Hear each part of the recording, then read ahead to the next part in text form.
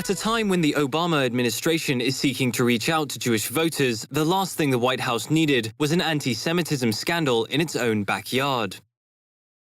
However, this week began with U.S. officials having to defend the Obama presidency's entire Mideast policy as the scandal surrounding Ambassador Gutman's comments on Israel and anti-Semitism continued to mount. On Monday, the U.S. State Department's Mark Toner faced a prolonged grilling over Ambassador Gutman's controversial attempts to differentiate between traditional anti-Semitic attitudes and a new strain of anti-Semitism tied to anti-Israeli attitudes. The administration and the State Department says that we condemn anti-Semitism in all its forms. That's great, Mark. I'm glad that you do, and I'm sure everyone is glad that you do, but do you agree with the content of Ambassador Gutman's speech?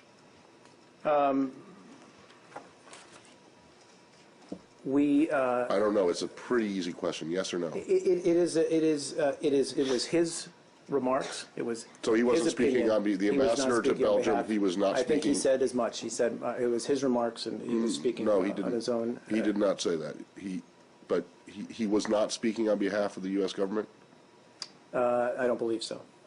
President Barack Obama's administration has so far rejected Republican calls to fire the U.S. ambassador to Belgium, despite a growing chorus of demands for action led by Republican Party presidential frontrunners, including Newt Gingrich.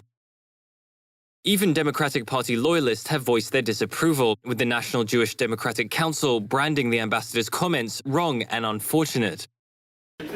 The inflammatory comments from U.S. Ambassador to Belgium Howard Gutman came late last week at an anti-Semitism conference organized by the European Jewish Union in Brussels. Ambassador Gutman, who is the son of Holocaust survivors, used his keynote speech to argue that a new type of anti-Semitism is emerging in Europe among Muslim communities and is being fueled by anti-Israeli sentiment.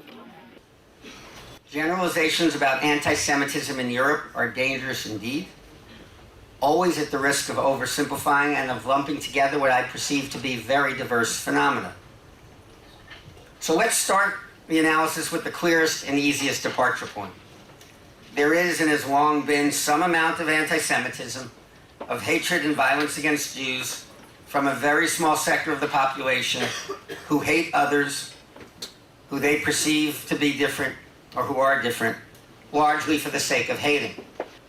What I do see as growing in Europe, as gaining much more attention in the newspapers, among politicians, among communities, among citizens with a sense of alarm, is a far different phenomenon. It is the problem within Europe of tension, hatred, and sometimes even violence between some members of Muslim communities or Arab immigrant groups and Jews. It's a tension and perhaps even a hatred largely born of and reflecting the tension between Israel, the Palestinian territories, and neighboring Arab states in the Middle East over the continuing Israeli-Palestinian problem. And it is far different than the first form. It's far different than the anti-Semitism traditionally associated with the hating groups, those who would hate Jews and Muslims and gays. Ambassador Gutman's speech initially drew applause, but critics have since accused him of attempting to rationalize anti-Semitism. The ambassador's comments are doubly inflammatory, as he is an Obama appointee who received his ambassadorial posting following a role as an Obama campaign fundraiser. The White House will now be hoping that the incident does not derail the administration's outreach efforts among America's Jewish voters, whose backing proved so influential in securing Democrat victory in 2008.